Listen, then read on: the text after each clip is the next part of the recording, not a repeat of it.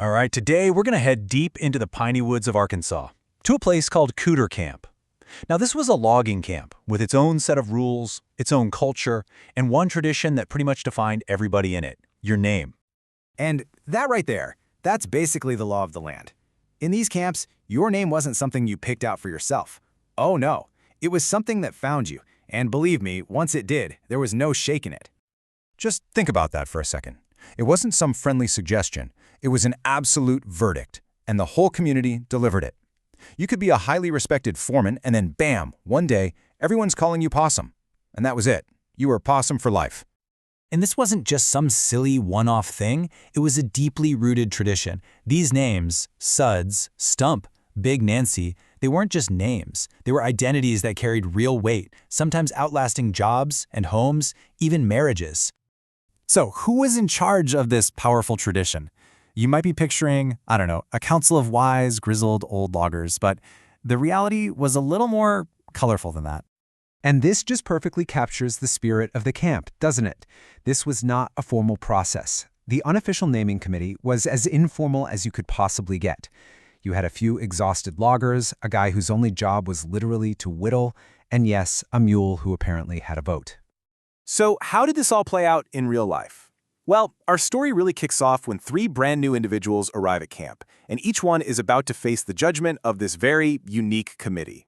So, in walks our first contender. And he's not just introducing himself, he is making a proclamation. He is full of pomp and circumstance, clearly expecting some kind of formal reception. This guy has a very, very high opinion of himself. And just like that, the committee delivers its verdict. Swift, brutal, and just hilarious. All that self-importance he walked in with? Gone. Deflated in just 3 little words. The decision was unanimous. Now here's the crucial point. This transformation was instant and it was irreversible. The source material tells us that once a logging camp names you, heaven itself can't undo it. From that moment on, he wasn't General Beauregard anymore. He was Pecker General. Period. Our second newcomer makes a very different kind of entrance. No grand speeches here. Her focus is laser sharp on one thing: food. She's already scoping out the cookhouse, making her intentions perfectly clear without having to say a single word. And again, the committee is quick, they're decisive, the name just fits her actions perfectly. It's not really an insult, it's more of an observation. She looks like she's on a mission for biscuits, so that's who she is now. But here's the thing. Unlike the general, who probably screamed and protested, she took her new name, Biscuit Bandit, with pride. She owned it right away. And finally, we meet Bronchi. He's the quiet one, the calculator. He walks in slowly, just taking everything in, looking like he's already figured out how this whole thing is going to play out. This time, the verdict comes from the mule on the committee, who just lets out this single, decisive bray. The loggers all kind of murmur in agreement, and just like that, Bronchi's fate is sealed. He is now 2 Mile Mule. Unlike the other names, this one isn't immediately obvious, right? It needs a little bit of an explanation, and Bronchi himself has to ask the question, why? What does that even mean? And there it is, a piece of folk wisdom so sharp and so accurate that Bronchi can't even argue with it. You can just picture him opening his mouth to say something and then just closing it. The name fits. He accepts it. So the really important thing to get here is that these weren't just funny labels.